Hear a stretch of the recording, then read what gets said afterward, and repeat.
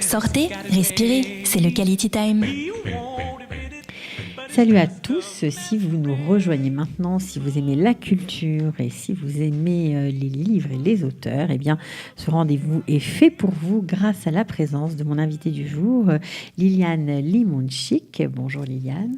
Bonjour, merci de m'avoir invitée. Avec plaisir. Donc Liliane, vous êtes là parce que vous êtes la rédactrice en chef de la revue toute nouvelle qui vient d'être imprimée à la page. Voilà, c'est sorti juste on va dire, après Pessard, c'est ça? Oui. Voilà. Elle est en vente d'ailleurs pour ceux que ça intéresse dans les librairies françaises du pays, notamment la librairie du Foyer à Tel Aviv et la librairie Vice et Versa qu'on salue à Jérusalem. Alors, une revue culturelle de langue française en Israël, c'est une première. Je ne sais pas si c'est une première. En tout cas, pour vous, c'est une première. Pour moi, c'est une première. Et mon intention... Il faut parler bien près du micro. Voilà, pour qu'ils vous entendent bien. Alors, ça fait plus de 30 ans que je vis en Israël. Et j'ai eu l'envie d'aller contre un courant, une mode, de critiquer Israël. Parce qu'à mes yeux, il y a beaucoup de réalisations très belles et très positive en Israël, que ce soit dans le monde technique, high-tech, agronomie, médicale, mais aussi dans le monde culturel et artistique. Et donc j'ai voulu que cette revue soit une fenêtre sur la créativité de ses habitants, d'artistes qui maintiennent un lien fort avec le pays, qu'ils soient résidents ou non, et que les œuvres soient contemporaines ou non. Alors, lorsque vous dites une tendance, une mode à critiquer Israël, vous parlez de quoi? D'artistes qui critiquent Israël dans leur travail. Quel genre de critique vous parlez? Moi, je ne vais pas vous parler des critiques. Je vais vous parler du verre qui est à moitié plein. De ceux qui ne critiquent pas, justement. Parce qu'il y a d'autres artistes qu'on voit moins, c'est vrai. Et voilà, donc... si vous permettez, je vais quand même un peu vous parler du contenu de la revue. Bien sûr. D'abord, avant de vous parler du contenu, alors vous avez commencé à nous parler de l'esprit de la revue. Donc, c'est un esprit plutôt positif vis-à-vis à l'égard d'Israël. C'est quoi? C'est uniquement des auteurs où il y a la place pour tout le monde, toutes sortes d'expressions. Vous avez parlé de créativité, il y a des photographes. Tout le monde peut s'exprimer dans votre revue? Oui. Dans cette revue, vous allez trouver des textes d'auteurs, en effet. Il y a une partie littéraire.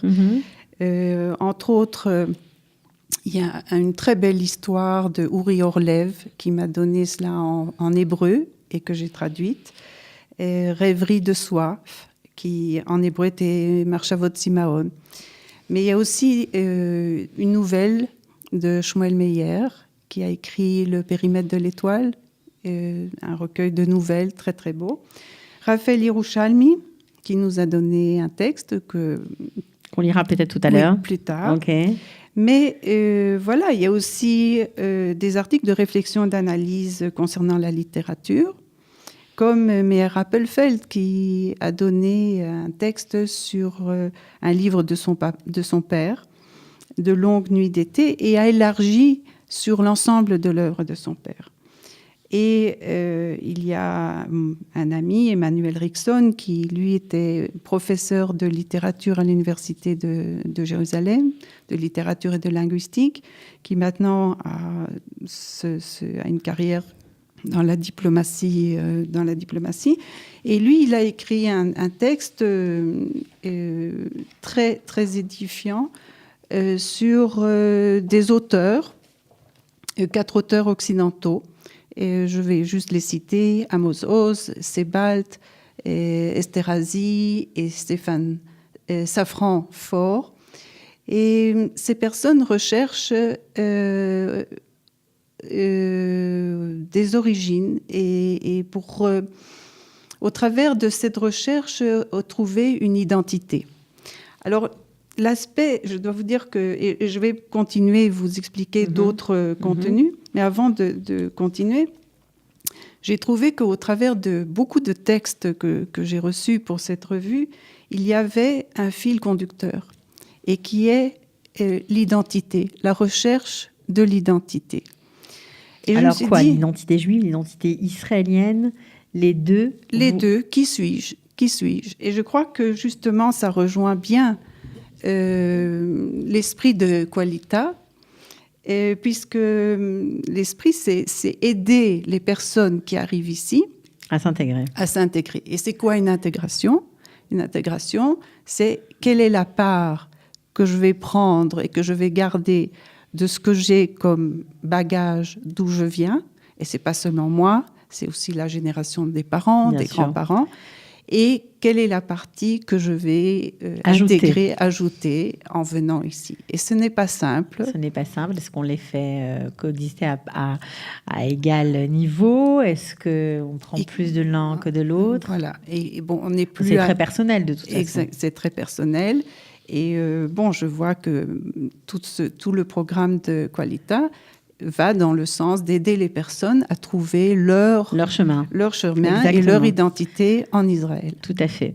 Alors, juste pour continuer, avant de rentrer plus avant dans les contenus, à la page, il y a un joli 70 bleu et blanc sur la couverture. Donc, vous l'avez sorti pour les 70 ans de l'État d'Israël. Ça va être à quelle fréquence, cette revue? Bon, d'abord, je dois vous dire que je suis très fière de la couverture. Elle est très belle, d'ailleurs, je vous confirme. Je ne sais pas qui l'a réalisée, mais elle est vraiment très belle. Justement, je suis très fière parce que c'est mon fils, Dan, qui a réalisé cette couverture. Ok, ben on lui fait un petit clin d'œil. Donc, ce sera une revue annuelle, apparemment? Une revue annuelle, parce que bon, on est un petit groupe. Ok. Et donc, pour le moment, ce sera annuel. D'accord, très bien. Alors, au niveau des contenus, vous vouliez nous parler, vous étiez en train de nous parler d'identité. Oui. Alors, je disais, bon, d'identité. Alors, il y a ce texte, cet entretien que j'ai eu avec Eli Amir, qui est donc l'écrivain israélien, qui est venu dans les années 50 à 13 ans en Israël, qui a connu cette immigration d'Irak, et avec le tremblement de terre que ça représentait. Et dans l'entretien, il dit quelque chose qui m'a frappée. Il a dit, il n'y a pas d'alia qui est de luxe. C'est-à-dire, c'est toujours difficile, c'est toujours un processus. Et j'ai trouvé qu'il y avait beaucoup de sagesse dans ses propos. Oui, oui. Alors, il y a un très beau texte de Yehuda Morali, qui est aussi un des membres fondateurs, qui parle de Théodore Herzl. Alors, on me dirait que c'est quelque chose qui a déjà été écrit beaucoup de fois, mais là, Yehuda le prend de façon tout à fait différente, puisqu'il parle de la dernière pièce que Théodore Herzl a écrit, qui s'appelle « Le Nouveau Ghetto », qu'il a écrit en 1800. Alors là, dans les chiffres... Juste avant... d'être vraiment de se consacrer au journalisme. Exactement. C'est cette pièce qui lui a donné, le Nouveau Ghetto lui a donné l'inspiration ou l'a amené à écrire l'État juif. Et donc, ce qu'on ignore souvent au point de vue de Théodore Herzl, c'est qu'il a eu une longue carrière de dramaturge. Entre 20 ans et 35 ans, il écrivait des pièces drôles qui amusaient le public à Vienne. Puis la dernière pièce, c'était moins drôle. C'était moins drôle, elle n'a pas marché. Vienne, c'était un flop. Et puis, on peut dire heureusement, parce que ça l'a amené à vouloir changer de direction. Il est arrivé à Paris comme journaliste. Mm-hmm. Et là, il est arrivé dans Paris, qui était dans une atmosphère d'antisémitisme virulent de la fin du 19e siècle, avec ensuite ce qui s'est greffé, évidemment, l'affaire Dreyfus. Et dans toute cette atmosphère, Théodore Herzl est arrivé donc à cette conclusion qu'il fallait un État juif pour ces Juifs qui voulaient tellement être intégrés. Et puis chaque fois, on leur répétait, non, vous ne faites pas partie, vous êtes juif, vous ne faites pas partie de cette société aristocratique de la fin du 19e siècle. Mm-hmm. Alors ça, c'est Oui. C'est un des articles qu'on peut retrouver dans la revue. Alors, juste une petite question, parce que on est obligé de vous la poser. Est-ce que ça s'adresse à tout le monde, ou est-ce que c'est plutôt pour des gens un peu avertis? Est-ce que c'est plutôt pour des intellectuels, ou c'est pour tout le monde? Ah non, ça s'adresse à tout le monde. À tout le monde. C'est important de le préciser. Ah oui, oui, oui. Non. Vous savez, ce terme intellectuel... élite, vous l'avez nommé avant qu'on en parle dans l'émission. J'aime pas beaucoup ces termes-là, pour dire, j'aime pas du tout. D'accord. Je crois que tout le monde a ses intérêts, ses préférences, et tout le monde fait ses choix. Comment vous avez constitué l'équipe que vous avez rassemblée, les jolies plumes qui sont dans la revue? Écoutez, j'ai... Bon, par exemple, Carmen aussi, qui habite à Tel Aviv. Elle est spécialiste de Benjamin Fondan. Mais elle vit depuis presque aussi longtemps, je crois, que moi, en Israël. Et donc, elle avait envie, elle, d'écrire quelque chose. On se connaît déjà depuis un certain temps. On s'est connus, oui, il y a bien une quinzaine d'années. Elle avait envie d'écrire sur Tel Aviv. Et c'est comme ça qu'elle a écrit sur les Tel Aviv des années 40. Mais bon, pour répondre plus spécifiquement à votre question, alors, Shmuel Meyer, c'est quelqu'un que j'ai connu pendant la période où j'étais un moment en Suisse. Et quand il venait présenter son livre en Israël, j'étais à Genève. Ouais, ok. Et quand j'étais à Genève, il était ici. Alors j'ai dit à vice-versa, il faut quand même que je le rencontre, puisqu'il y a quand même des périodes où nous sommes tous les deux à Genève. Et donc on s'est rencontrés pour manger des spaghettis, et l'amitié est née comme ça. Et donc vous avez en fait invité vos amis avec qui vous partagez bien sûr une vision commune de la société israélienne à participer à cette revue à la page. Oui, oui. Et comme... oui, exactement. Alors, il y a aussi Raphaël Yerushalmi qui participe, qui est auteur, bien évidemment connu, chroniqueur. Il a accepté rapidement. Ah oui, mais oui. Il fait partie de l'aventure depuis le début. Oui, tout à fait. Raphaël, je l'avais abordé quand l'idée est née. Je lui ai dit, est-ce que tu es d'accord de participer? Il a dit qu'il est partant, et voilà. Et donc, alors, il a écrit un très beau texte, Raphaël, dans votre revue. Est-ce que vous pouvez nous le lire? Volontiers. Okay.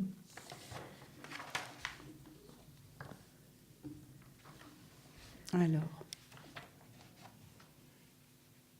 ça doit être... je le trouve. Je ne m'abuse, 37. Voilà. Page 37, voilà.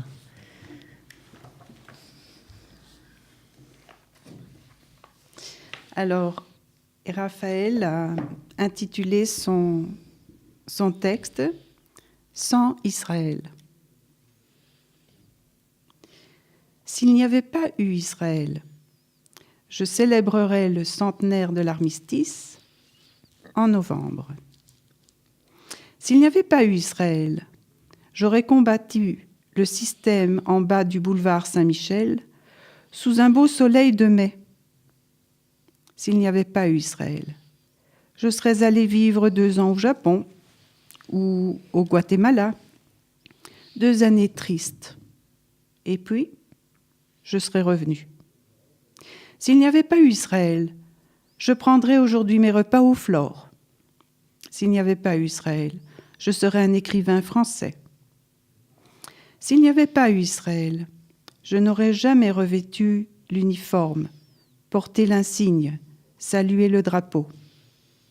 S'il n'y avait pas eu Israël, je n'aurais pas chaussé les bottes de soldats avec lesquelles j'ai escaladé les monts de Galilée, arpenté les rives du Jourdain, dévalé les parois rocheuses qui bordent la mer Morte. S'il n'y avait pas eu Israël, je n'aurais jamais foulé la terre d'où je viens. S'il n'y avait pas eu Israël, mes enfants auraient chanté « Alouette, gentille alouette ». S'il y avait eu Israël, au temps d'Hitler et de Vichy, les enfants de mon peuple n'auraient pas pris le train pour Auschwitz, mais le bateau pour Haïfa. S'il y avait eu Israël ces derniers 2000 ans, mon pays serait comme les autres. S'il y avait eu Israël il y a 3 ou 4 siècles, Rembrandt serait venu, et Spinoza. S'il y avait eu Israël à l'époque de l'affaire Dreyfus, s'il y a Israël, ce n'est pas pour régler des comptes. S'il y a Israël, ce n'est pas pour réparer l'irrémédiable.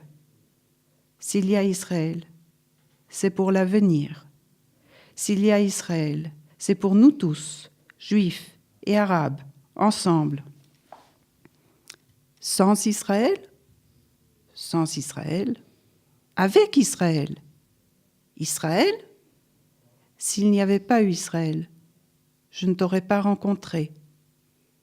Ça valait le coup, tu crois, ces exodes et ces guerres, pour que nos chemins se croisent, 2 juifs de l'exil rentrés chez eux, dont les enfants chantent « Alouette, gentille alouette », et à l'époque des fêtes, les chants antiques des Hébreux. Tu auras 70 ans aussi, un de ces 4, comme Israël. Je t'aime. Oui, alors là, c'est une belle déclaration d'amour à Israël. C'est dans cette mouvance-là que vous vous inscrivez? Oui, complètement. Tout à fait. Donc on peut faire de la culture, on peut être artiste sans pour autant bien critiquer son pays. Oui, exactement. Pourquoi être artiste, c'est montrer aussi ce qu'il y a de beau, pas surtout, je trouve. Combien de temps vous avez travaillé sur ce projet avant de le voir éclore? Alors, ça nous a mis 6 mois.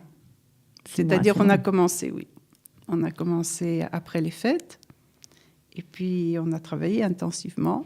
Il y a une très belle aussi, un très bel article sur Picasso et l'influence de Picasso sur la société israélienne. Alors oui, justement, c'est Guy Donofrat qui a offert ce texte. Et qui s'interroge, en effet, sur est-ce que Picasso a influencé, oui ou non. Ça, il faut lire la revue. Voilà, le lecteur va découvrir. Alors, il y a des choses qu'on n'a pas dites, parce que la revue existe bien sûr sur papier, mais il y a aussi un site internet, c'est www.revuealapage.com. On peut télécharger là-bas des articles, ou tout est en ligne, ou comment ça se passe? Non, il y a juste pour le moment l'éditorial, le sommaire. D'accord. Et puis chacun décide si ça l'intéresse d'acheter la revue ou pas. Vous savez, moi je suis... on m'a dit « Ah, pourquoi tu ne me fais pas ta revue en ligne ?» Moi, je suis encore pour le papier.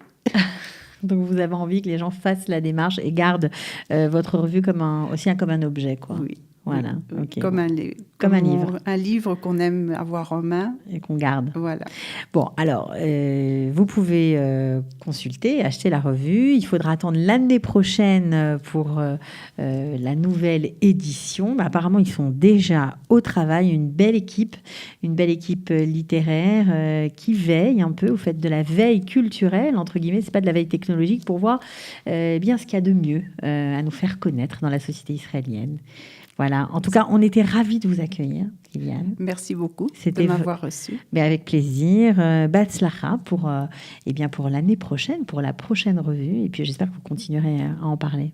Merci beaucoup. De rien. Merci. Au revoir, Liliane. Au revoir.